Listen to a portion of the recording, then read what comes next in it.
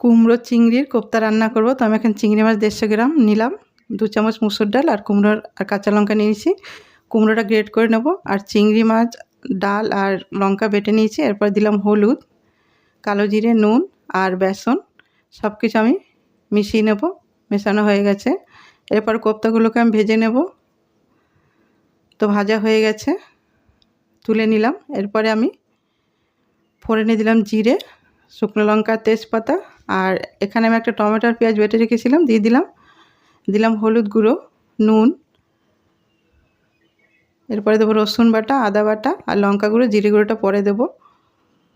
দিয়ে দিলাম জিরে গুঁড়ো। মশলা কষানো হয়ে গেছে। এরপরে আমি মশলা বাটি করে জল দিয়ে দিলাম। ঝোলটা হয়ে গেছে। এরপরে আমি কোপ্তাগুলো দিয়ে দিলাম চিনি। হয়ে গেছে চিংড়ি মাছের কোপ্তা কারি। এরপরে আমি গরম মশলা দিয়ে নামিয়ে নিলাম।